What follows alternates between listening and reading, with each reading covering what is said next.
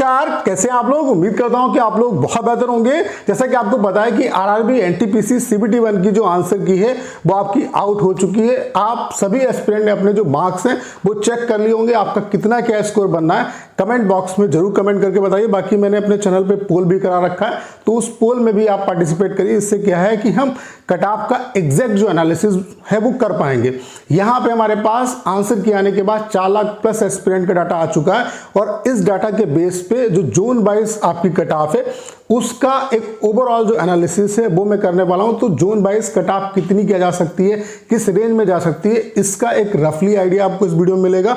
उसके अलावा ओवरऑल जो कट ऑफ है वो किस रेंज में आपकी लाई कर सकती है, इसका भी इस वीडियो में कंप्लीट जो आइडिया है वो आपको मिलने वाला है। और सबसे बड़ी खास बात क्या है कि यहां पे आपको एक तरीका पता चलेगा कि एक्चुअल में कट ऑफ निकालते कैसे। मैं आपके सामने कट ऑफ निकालूंगा और उस तरीके के बेस पे आप भी जो कट ऑफ है वो किसी भी जोन की निकाल सकते हैं। तो एग्जैक्ट जो चीजें मैं लिखूंगा वो क्यों लिख रहा हूं उसका भी रीजन आपको साथ साथ क्लियर होगा। तो ये वीडियो आप सभी के लिए बहुत ज्यादा हेल्पफुल होने वाला है। तो चलिए स्टार्ट करते हैं।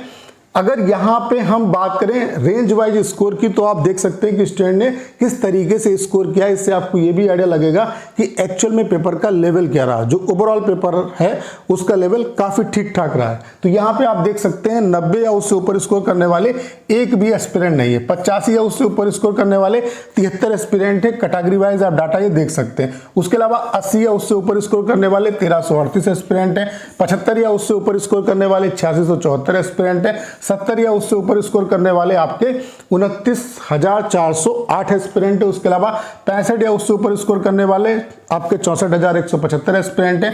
60 या उससे ऊपर स्कोर करने वाले 1,75,118 एस्पिरेंट है। 55 या उससे ऊपर स्कोर करने वाले 1,50,987 एस्पिरेंट है। 50 या उससे ऊपर स्कोर करने वाले 1,88,889 एस्पिरेंट है। इससे कम वाला जो डाटा है उसका कोई मतलब नहीं है। जैसा कि आपको पता है, अब यहाँ पे ये भी डाउट है स्टूडेंट के बीच में कि जो एस्पिरेंट यहाँ पे जो सीबीटी 2 के लिए क्वालिफाई होंगे वो कितने गुना होंगे। तो यहाँ पे कुछ लोग कह रहे हैं 20 गुना होंगे, तो ऐसा कुछ भी नहीं है। नोटिफिकेशन में साफ साफ मेंशन किया हुआ है जो कैंडिडेट क्वालिफाई होंगे सीबीटी 2 के लिए वो केवल और केवल 15 गुना एस्पिरेंट क्वालिफाई होंगे। अब जैसे एक जोन की मैं डिटेल में आपको बताता हूँ कट ऑफ किस तरीके से निकलती है। जैसे फॉर एग्जाम्पल मैंने अहमदाबाद जोन ले लिया, तो अहमदाबाद जोन है इसमें जो वैकेंसी है वो कितनी है, 516 वैकेंसी है। तो 516 वैकेंसी का अगर हम यहाँ पे 15 गुना करें तो यहाँ पे इस जोन से जो कैंडिडेट हैं वो 7740 जो है वो क्वालिफाई होंगे।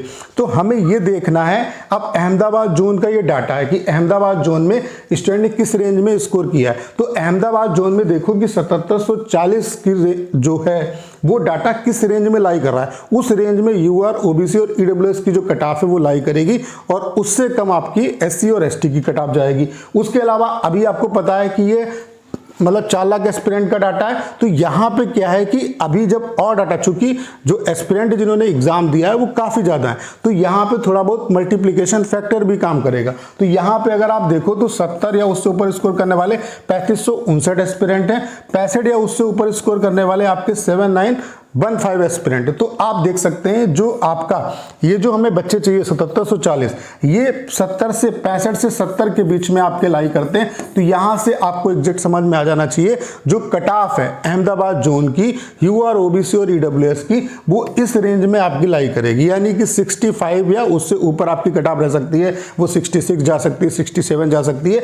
इस तरीके से कट ऑफ आपकी निकलती है। तो आपको एक प्रोसेस समझ में आ गया कि कट ऑफ किस तरीके से निकालते हैं। अब कुछ जोन की जो कट ऑफ है वो मैं आपको बता देता हूं। बाकी उसके अलावा ओवरऑल जो कट ऑफ है वो किस रेंज में आपकी लाई कर सकती है उसके बारे में भी बात करेंगे इस वीडियो में। तो अगर हम बात करें यहाँ पे अहमदाबाद जोन की, तो अहमदाबाद जोन में यूआर की अगर हम बात करें तो 65 प्लस अगर आपके मार्क्स बनने तो आपको मेंस की प्रिपरेशन में लग जाना चाहिए। ऐसे ओबीसी वाले जो एस्पिरेंट है 60 प्लस अगर उनके मार्क्स बनने तो उनको प्रिपरेशन में लग जाना चाहिए। ऐसे ईडब्ल्यूएस की बात करें तो 60 प्लस वाले जो एस्पिरेंट है उनको प्रिपरेशन में लग जाना चाहिए। एससी की बात करें तो 50 प्लस और एसटी की बात करें तो आपके 50 प्लस। उसके अलावा अगर हम बात करें अजमेर जोन की, तो अजमेर जोन में 132 वैकेंसी, काफी कम वैकेंसी है। यूआर की बात करें तो 65 प्लस, ओबीसी की बात करें तो 60 प्लस, ईडब्ल्यूएस की बात करें तो 55 प्लस, एससी की बात करें तो 45 प्लस और एसटी की बात करें तो 45 प्लस। उसके अलावा बेंगलोर की बात करें तो बेंगलोर में ठीक ठाक वैकेंसी है, 400 96 वैकेंसी है। यूआर की बात करें तो 60 प्लस वाले मेंस की प्रिपरेशन में लग जाओ। ओबीसी की बात करें तो 55 प्लस, ईडब्ल्यूएस की बात करें तो 55 प्लस, एससी की बात करें तो 45 प्लस और एसटी की बात करें तो 45 प्लस वाले जो हैं उनको सीबीटी 2 की जो प्रिपरेशन है उसमें लग जाना चाहिए। भोपाल की अगर बात करें तो यहाँ पे 155 वैकेंसी है। यूआर की बात करें तो 60 प्लस, ओबीसी की बात करें तो 55 प्लस, ईडब्ल्यूएस की बात करें तो 55 प्लस, एससी की बात करें तो 55 प्लस और एसटी की बात करें तो 55 प्लस वाले जो एस्पिरेंट हैं वो मेंस के लिए लग जाओ। भुवनेश्वर की बात करें तो यहाँ पे अच्छी वैकेंसी है, 758 वैकेंसी। यूआर की बात करें तो 60 प्लस जो है वो आपकी कट ऑफ रह सकती है। ओबीसी की 55 प्लस, ईडब्ल्यूएस की 55 प्लस, एससी की 45 प्लस और एसटी की 45 प्लस। यहाँ पे अभी हमने आपको एक रफली आइडिया दिया है, बाकी कुछ और डाटा हमारे पास आ जाए तो मैं आपको जोन वाइज सेपरेटली सभी जोन की जो है कट ऑफ एग्जैक्ट बताने का प्रयास करूंगा। तो उसके लिए मैं थोड़ा सा वेट कर रहा होगा। तो जो मैंने चैनल पे पोल कराया उसमें भी आप पार्टिसिपेट करिए, वहां से भी हमारे पास डाटा आएगा और रैंक मित्रा का भी डाटा हम यूज करेंगे। तो उसके बेस पे हम जोन वाइज सेपरेटली आपको इंडिविजुअल जो कट ऑफ है वो भी मैं आपको बताऊंगा, ठीक है। उसके अलावा अगर हम बात करें बिलासपुर की तो बिलासपुर में आपकी 649 वैकेंसी। यूआर की बात करें तो 60 प्लस, ओबीसी की बात करें तो 55 प्लस, ईडब्ल्यूएस की बात करें तो 55 प्लस, एससी की बात करें तो 45 प्लस और एसटी की बात करें तो 45 प्लस। उसके अलावा अगर हम चंडीगढ़ की बात करें तो यहाँ पे 410 वैकेंसी है। यूआर की बात करें तो 65 प्लस, ओबीसी की बात करें तो 60 प्लस, ईडब्ल्यूएस की बात करें तो 60 प्लस, एसटी की बात करें तो 50 प्लस और एससी की बात करें तो 50 प्लस, ठीक है। उसके अलावा नेक्स्ट जो है वो है आपका चेन्नई जोन। यहाँ पे 436 आपकी वैकेंसी है। यूआर की बात करें तो 60 प्लस, ओबीसी की बात करें तो 55 प्लस, ईडब्ल्यूएस की बात करें तो 55 प्लस, एससी की बात करें तो 50 प्लस और एसटी की बात करें तो 45 प्लस।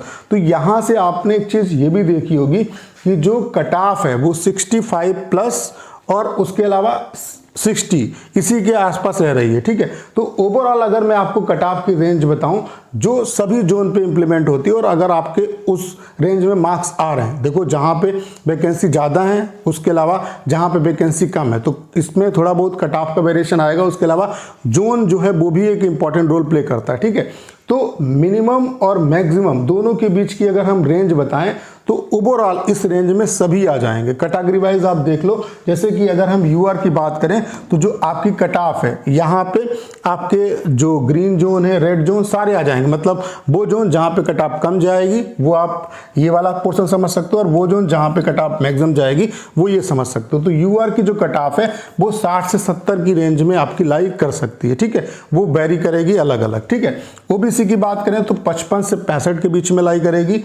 ईडब्ल्यूएस की बात करें तो 55 से 65 के बीच में लाई करेगी। एससी की बात करें तो 45 से 55 के बीच में लाई करेगी और एसटी की बात करें तो 40 से 50 की रेंज में आपकी जो कट ऑफ है वो लाई करेगी। तो अगर आपका स्कोर इस रेंज में बन रहा है कैटेगरी वाइज तो मेरे हिसाब से आपको जो नेक्स्ट आपकी स्टेज है सीबीटी 2 उसकी प्रिपरेशन में अच्छे तरीके से लग जाना चाहिए। बाकी अभी डाटा कलेक्ट हो रहा है, जब कुछ और एस्पिरेंट का डाटा आ जाएगा, मतलब 5 लाख प्लस एस्पिरेंट का डाटा आ जाएगा तो उसके बाद हम कट ऑफ का एक सटीक तरीके से एनालिसिस करेंगे। उसके अलावा zone wise exact cut off भी निकालने का हम लोग यहाँ पे प्रयास करेंगे। तो उम्मीद करता हूँ सारी जानकारी आप बहुत अच्छे तरीके से समझ पाओगे। करना क्या, इस वीडियो को शेयर करना है। उसके अलावा अगर आप चैनल पर नए हैं और आपने अभी तक इसे सब्सक्राइब नहीं किया है तो प्लीज चैनल को सब्सक्राइब करना मत भूलिएगा।